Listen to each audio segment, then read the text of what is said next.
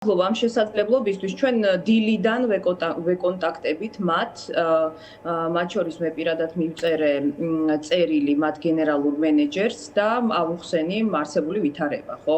ვთხარი რომ რა თქმა უნდა, ეხა ძალიან მნიშვნელოვანი არის რომ მათ ის შეასრულონ, რასაც ითხოვს კანონი და არავინ არ სთხოვს მათ რომ რაღაც კანონის საწინააღმდეგოდ წავიდნენ და ასევე აუხსენით ის არსებული კანონმდებლობა, ხო? ჩვენ ვსაუბრობდით იმაზე, რომ ბატონ ზვიაც მოვეპოვებინა მასზე შეგროვებული პერსონალური ინფორმაცია, ხო? ახლა ნებისმიერი სხვა ადამიანი რომ შესულიყო სასტუმროში და ბატონ ზვიაძე მოეთხოვა ეს ინფორმაცია, ეს რა თქმა უნდა კანონის დარღვევა იქნებოდა მათ რომ ეს გაეცათ, მაგრამ იმ შემთხვევაში თუ კი კონკრეტული ორგანიზაცია აგროვებს მათ შორის ვიდეო მასალას, ან სხვა ტიპის პერსონალურ ინფორმაციას ადამიანს და ინახავს მას და ამუშავებს მას, ამ შემთხვევაში ჩვენ ყველას გვაქვს უფლება რომ მოვითხოვოთ ეს ინფორმაცია, რაც გააკეთა კიდევაც ბატონმა ზვიადმა. რამდენიმე გაცვლა გქონდა წერილების, ასე ვთქვათ, მათ გვითხრეს რომ კი ისინი მოქმედებდნენ კანონის შესაბამისად, რა თქმა უნდა მე ვისაუბრე ასევე მათ სტანდარტებზე და რეგულაციებზე. წლების წინ მუშაობდი მარიოტში, ორი თბილისი მარიოტის და ქორთიართ მარიოტის საზოგადოებასთან ურთიერთობა მეხებოდა, შესაბამისად შიგნით ამ საერთაშორისო ბრენდში შიგნით რა ნორმებია და რა რეგულაციებია ძალიან კარგად ვიცი. ამიტომ ზუსტად ამის მიხედვით მქონდა მათთან, ასე ვთქვათ, მიმოწერა, თუმცა საბოლოოდ მათ გადაწყვიტეს ის, რაც გადაწყვიტეს. რა თქმა უნდა, იმაზე ვსაუბრობდი და ვუთხარი, რომ უკვე ისეთი განცდა არის საზოგადოებაში, რომ თქვენ კანონს კი არ ასრულებთ, არამედ კანონდარღვევების და კრიმინალების მხარეს ხართ და რა თქმა უნდა, ეს არის პრობლემა ასევე თქვენი სტუმრებისთვის, იმიტომ რომ ნებისმიერ სტუმარს შეიძლება ვიღაცა თავს დაესხას და ფაქტიურად ამ ადამიანს შემდეგ გაუჭირდეს თავისი უფლებების დაცვა, მაგრამ ჯერჯერობით ის გადაწყვეტილება აქვთ, ის გადაწყვეტილება მიიღეს, რაც მიიღეს. თუმცა ჩვენ მათ ვუთხარით, რომ ამ შემთხვევაში ჩვენ მივმართავთ ყველა სამართლებრივ ზომას და ასევე შევატყობინებთ ამ საკითხებთან დაკავშირებით აბსოლუტურად ყველას, საერთაშორისო ორგანიზაციებს და ასევე იმ ორგანიზაციებს და იმ ორგანოებს, რომლებიც ბიზნეს გარემოზე მუშაობენ და რა თქმა უნდა, თვითონ მათივე პროცედურებით წავალთ წინ. ანუ ესეთი გადაწყვეტილება მივიღეთ და მე მაქვს იმედი, რომ ისინი პირველ რიგში იფიქრებენ თავისი სასტუმროს რეპუტაციაზე და სტუმრების უსაფრთხოებაზე. ეს არის მათი მთავარი მიზანი, რომ შესთავაზონ სტუმრებს დაცული გარემო, რაც ამ შემთხვევაში ბატონი ზვიადის შემთხვევაში ამის გაკეთება ვერ მოხერხდა, იმიტომ რომ არ გვაძლევენ აი ამ ჩანაწერებს, გაგვიჭირდება მისი უფლებების დაცვა და ასევე იმ პირების დასჯა, რომლებიც ჩართულები იყვნენ ამ ძალადობაში. მათ შორის აი უსაფრთხოების ზომებზე ჩნდება აქ კითხვა ეკა, იმიტომ რომ ეს სასტუმროს ტერიტორიაზე მოხდა, ხო, შიგნით მოხდა. როგორი თავდასხმის ადგილზე არსებული უსაფრთხოების ზომები რამდენად იყო დაცული და რატომ ვერ მოხერხდა ამის თავიდან აცილება, იმიტომ რომ ეს კითხვებიც ჩნდება, როდესაც სასტუმროში იმყოფება სტუმარი და მასთან მიდის ნასვა მდგომარეობაში მყოფი, მსუბუქად რო ვთქვათ, პირები და აყენებენ ფიზიკურ და სიტყვიერ შეურაცხყოფას, რა რეაგირება ჰქონდა სასტუმროს დაცვას, რა შეგიძლია გითხრა ამასთან დაკავშირებით? იცით, სამართლიანობისთვის უნდა ითქვას, რომ როდესაც ბატონ ზვიადს დახმარება დასჭირდა მათი მხრიდან, აი ზუსტად მათი დახმარებით მან მოახერხა, რომ მისულიყო ისეთ ადგილზე, რომ ასულიყო ოთახში, ხომ? და მას კი ესროდნენ გარკვეულ საგნებს, მაგრამ ამ შემთხვევაში მისი დაცვა მოხერხდა, მაგრამ ეს ხომ არ არის მხოლოდ და მხოლოდ მნიშვნელოვანი, ხო? მნიშვნელოვანი მნიშვნელოვანი ის არის, რომ იმ პირების დასჯაც მოხდეს, ვინც დაესხა თავს სტუმარს, ხო, რომელიც არის იმ სასტუმროში და რა თქმა უნდა, ასეთი მსგავსი ფაქტების პრევენცია. ახლა დღეს ფაქტიურად ყველას გააგებინეს მათ, რომ შევიდეს ნებისმიერი პირი და ვიღაცას თავს დაესხას, მისი პასუხისგებლობა შეიძლება ვერც დადგეს, იმიტომ რომ ისინი უბრალოდ დამალავენ მნიშვნელოვან მტკიცებულებებს, რომელიც აი იმ ადამიანს დაიცავს, რომელსაც თავს დაესხნენ, ხო?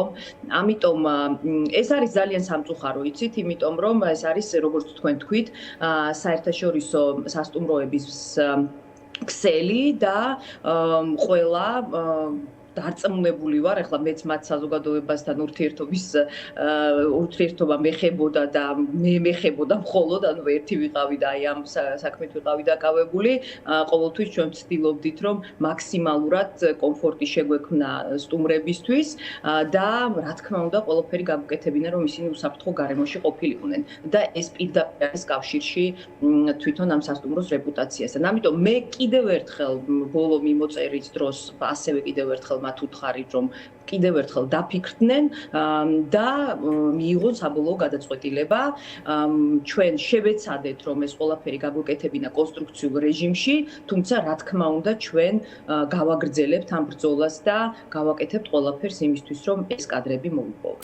და ბოლოს მინდა გკითხოთ, ეკა, ზოგადად ის რა ტიპის პროცესში ვართ ჩვენ, ხო, ეს თავდასხმები, რომელიც მიმდინარეობს, ყოფილი პრემიერ-მინისტრი იყო ამ თავდასხმების სამიზნე, ზვიად ქორიძე იყო ამ თავდასხმის სამიზნე და რა თქმა უნდა, არ ვიცი, ახლა ნახეთ ხო ფაბრიკაცია, რომელიც გაავრცელეს გახარიას წინააღმდეგ, რომელიც არტოვებს შთაბეჭდილებას, რომ ვინმე შეიძლება დაიჯეროს, რომ ვინმე მივიდოდა, არ ვიცი, დიტო სამხარაძესთან და ზვიად ქორიძესთან დაკავშირებით ალბათ წარმოუდგენელია, რომ ვივარაუდოთ, რომ თავად მან გამოხატა მათთან კომუნიკაციის სურვილი და ესე ვთქვათ, თვითონ პირველმა დაიწყო ეს შეურაცხყოფა, ხო?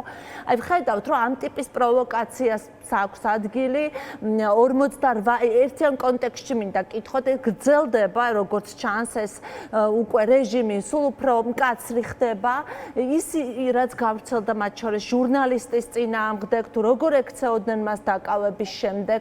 მოკლედ, ყველა მხრიდან ხშირად ვეღარ ვეწევით ხოლმე ამბებს, იმ ბრუტალურ ამბებს, რაც გვესმის ყოველ დღე, რისი მანიშნებელია ეს პროტესტის 52 დღეს, მაშინ, როდესაც უპრეცედენტო გაფიცვა ვნახეთ ჩვენ საქართველოში. ანუ პარალელურად რეჟიმიც გვაჩვენებს თავის, ანუ ამის თქმა მინდა თავის არ ვიცი, უკვე საცეცებს და სულ უფრო მკაცრია ეს და ხალხი კიდევ უფრო დიდ ბრძოლას იჩენს და კიდევ უფრო დიდ წინააღმდეგობას და შემოქმედებით პროცესსაც აქსოვს დღეს დიდებული მართლაც გაფიცვა ვნახეთ.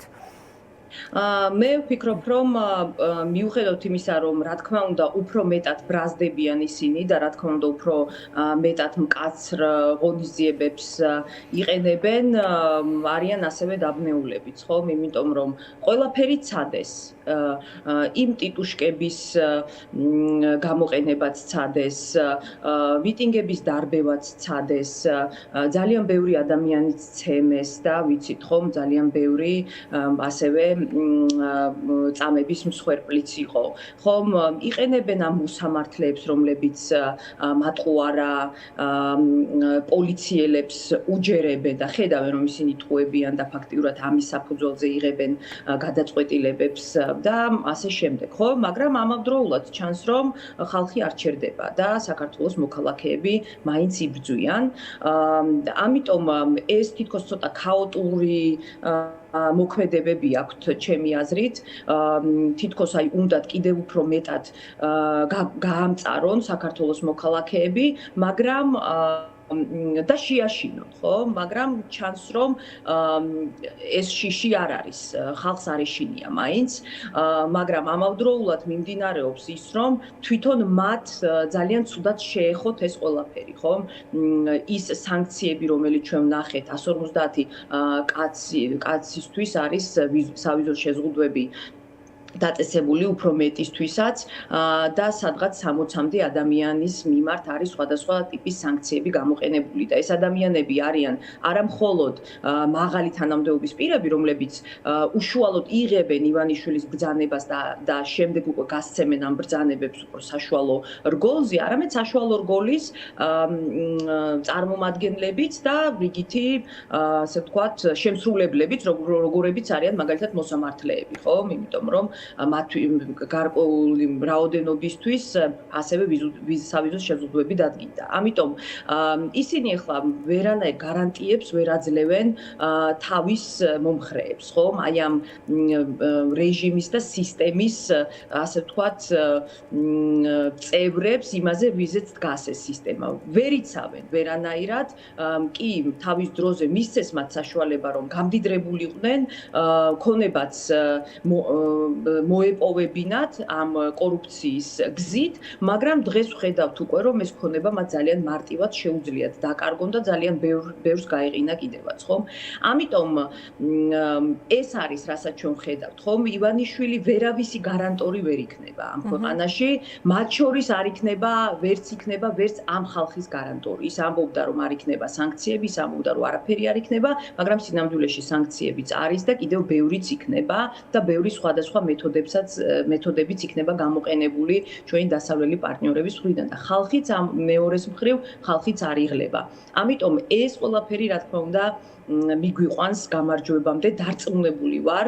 ეს არის ძალიან რთული გზა, ემოციურად არის ძალიან რთული, აი მართლა ძალიან რთული, იმიტომ რომ მეც აი ინფორმაციებს რო ვიღებ კონკრეტულ დაკავებულ პირებთან დაკავშირებით, ხო ჩვენი ადვოკატები მათ იცავენ და უფრო მეტი დეტალი მაქვს.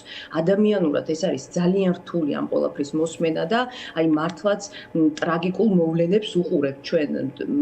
ვუყურებთ ამ დაკავებულების ოჯახის წევრებს, დედებს, რა დღეში არიან, ხო? მაგრამ მიუხედავად ამისა, მათ მიმართ არის ძალიან დიდი სოლიდარობა და ხალხი ზუსტად ამიტომ დგას იქ, იმიტომ რომ ხედავს, რომ ძალიან ბევრი ტრაგიკული მოვლენა მოხდა და შეეხნენ ძალიან კარგ ადამიანებს. დიდი მადლობა.